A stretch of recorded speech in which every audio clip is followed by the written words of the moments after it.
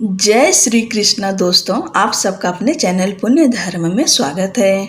आज 20 अगस्त है। आज के दिन वत्स द्वादशी या बछ बारस का व्रत रखा जाता है। भाद्रपद मास में पड़ने वाले इस पर्व को गोवत्स उत्सव के रूप में भी मनाया जाता है। ऐसी मान्यता है कि इस दिन जो माताएं पूरे विधि विधान से गौ माता और बछड़े की पूजा करती हैं और उन्हें हरा चारा खिलाती हैं तो उनके घर पर गौ माता की कृपा होती है। और इस दिन सभी पुत्रवती महिलाएं अपने पुत्र की लंबी आयु के लिए व्रत रखती हैं। व्रत के साथ में आप गौ माता और बछड़े की पूजा करें और उसी के साथ बछ बारस की कथा अवश्य सुनें। कथा के बगैर व्रत पूर्ण नहीं माना जाता है। इस दिन पहली बार भगवान श्री कृष्ण गायों और बछड़ों को चराने के लिए गए थे। माता यशोदा ने श्री कृष्ण को खूब सजा धजा कर और पूजा पाठ कराकर इस दिन गाय चराने के लिए भेजा था। उनके साथ उनके बड़े भाई बलराम भी थे। श्री कृष्ण उनके साथ गायों और उनके बछड़ों को लेकर चराने के लिए गए थे। इसलिए इस दिन सब लोग गौ पूजा करके भगवान श्री कृष्ण द्वारा दिए गए गौ सेवा के संदेश को सम्मान देकर इसे एक पर्व के रूप में मनाते हैं। चलिए भगवान कृष्ण का ध्यान करते हुए बछ बारस की कथा का श्रवण करते हैं। पौराणिक कथा अनुसार बहुत समय पहले सुवर्णपुर नामक नगर पर देवदानी नाम का एक राजा राज करता था। उसकी 2 रानियां थीं। एक का नाम सीता था और दूसरी का नाम गीता। देवदानी एक न्यायप्रिय और धर्मपरायण राजा था। राजा के पास एक बहुत बड़ी गौशाला थी। उसमें बहुत सी गायें और भैंसें थीं। रानी सीता को एक भैंस अति प्रिय थी और वो उसका बहुत ख्याल रखती थी। और वहीं दूसरी ओर रानी गीता को एक गाय और उसका बछड़ा बहुत ही ज्यादा प्रिय था। वो उस गाय को अपनी सखी मानती थी और उसके बछड़े को अपनी संतान के समान स्नेह करती थी। रानी गीता और उस गाय के एक दूसरे के प्रति इतना प्यार देखकर रानी सीता और उसकी भैंस उनसे ईर्ष्या करती थी। रानी सीता स्वयं को रानी गीता से श्रेष्ठ मानती थी और उसकी भैंस भी स्वयं को गायों से श्रेष्ठ मानती थी। परंतु गायों को पूजा जाता देखकर उसको बहुत ईर्ष्या होती थी। ईर्ष्यावश एक दिन उस भैंस ने रानी सीता को रानी गीता और उसकी गाय के विषय में भड़काना शुरू कर दिया। भैंस ने कहा, इस गाय और बछड़े को सब बहुत प्यार करते हैं। राजा देवदानी भी इस गाय और बछड़े में अधिक रुचि लेते हैं। इस तरह से तो एक दिन तुम और मैं अकेले ही रह जाएंगे। सभी उस गाय बछड़े और रानी गीता को ही सम्मान देंगे। उसकी बातें सुनकर रानी सीता को क्रोध आ गया और असुरक्षा की भावना से ग्रस्त होकर उसने मौका पाते ही उस गाय के बछड़े को काटकर गेहूं के ढेर के नीचे दबा दिया। अपने बछड़े को ना पाकर वो गाय दुखी होकर आंसू बहाने लगी। उसको दुखी देखकर रानी गीता भी व्यथित हो उठी। रानी ने सेवकों को उस गाय के बछड़े को खोजने के लिए कहा, परंतु उसका कोई पता नहीं चल सका। ऐसे ही कुछ दिन बीत गए। एक दिन राजा जब भोजन करने बैठा तो राजा को भोजन में से बहुत बुरी दुर्गंध आने लगी। उसे सभी तरफ रक्त और मांस ही मांस दिखाई देने लगा। यह देखकर वो भोजन से उठ गया। जैसे ही वो भोजन से उठकर बाहर की तरफ गया, तभी बाहर रक्त और मांस के टुकड़ों की बारिश होने लगी। यह देखकर राजा बहुत परेशान हो गया। उसे कुछ भी समझ नहीं आ रहा था कि ऐसा क्यों हो रहा है। तब वो अपने गुरु के पास गया। उसके गुरु बहुत ही ज्ञानी और सिद्ध पुरुष थे। उन्होंने अपने तपोबल से यह जान लिया कि रानी सीता ने भैंस के भड़काने और असुरक्षा भाव के कारण गाय के बछड़े को मारकर गेहूं के ढेर के नीचे दबा दिया है। उन्होंने राजा देवदानी को कहा, हे राजन, तुम्हारी रानी ने एक भैंस की बातों में आकर गाय के बछड़े की निर्मम हत्या कर करके गेहूं के ढेर के नीचे दबा दिया है। यह सब उसी का परिणाम है। जल्द ही बछ बारस आने वाली है। उस दिन तुम अपनी रानियों के साथ गाय बछड़े की पूजा करना और उस भैंस को नगर से निकाल देना। राजा ने आकर सारी बात अपनी रानियों से कही। राजा की बात सुनकर रानी सीता को अपनी भूल का एहसास हुआ और उसने प्रायश्चित करने का निश्चय किया। राजा ने उस भैंस को नगर से बाहर छुड़वा दिया।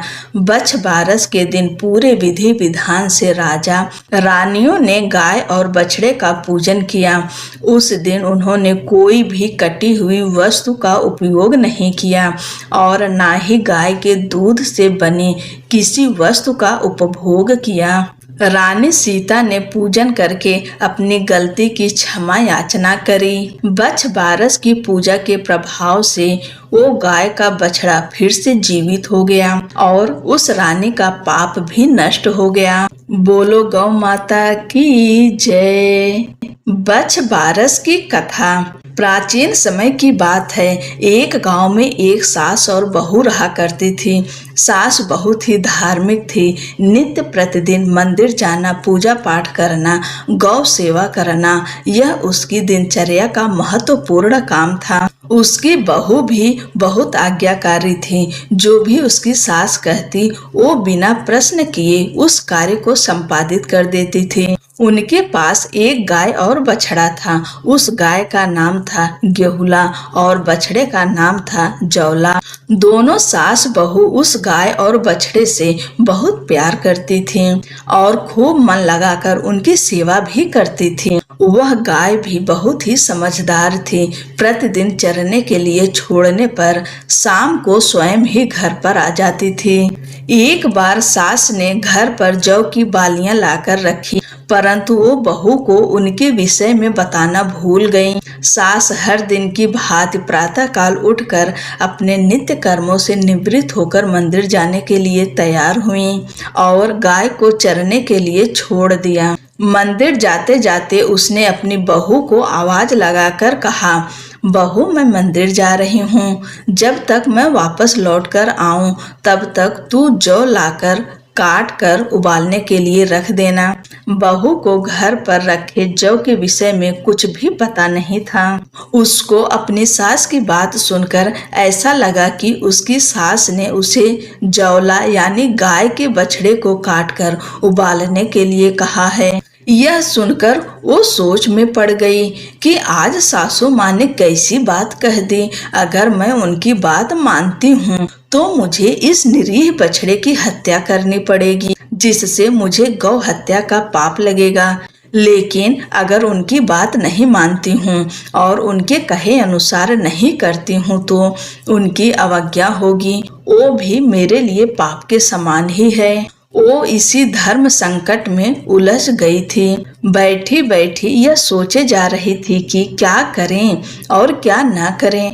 अंत में उसने अपनी सास की आज्ञा का पालन करना ही अपना धर्म जाना और गाय के बछड़े जौला को काट कर बर्तन में उबलने के लिए रख दिया।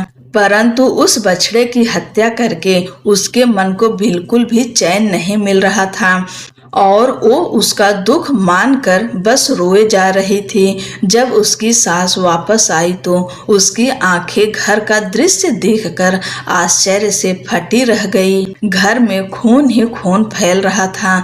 जहां तहां खून के धब्बे देखकर उसने अपनी बहू को आवाज लगाई। उसकी बहू रोती हुई उसके सामने आ गई।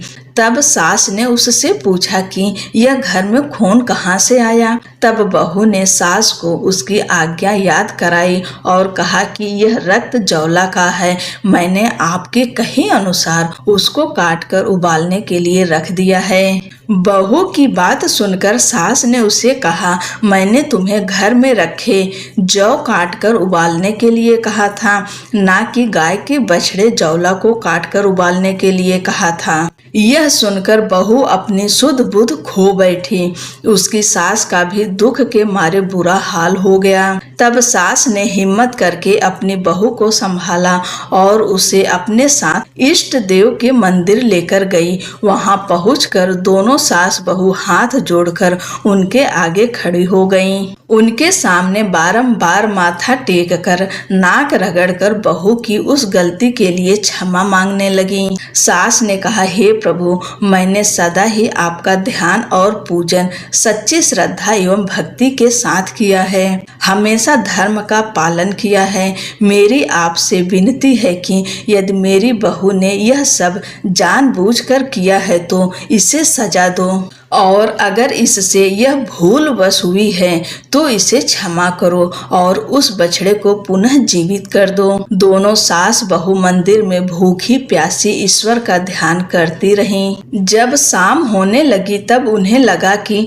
अब गाय चरकर वापस आने वाली होगी और अपने बछड़े को जीवित न पाकर उसका क्या हाल होगा। यही सोचकर वो मंदिर से घर के लिए रवाना हो गईं।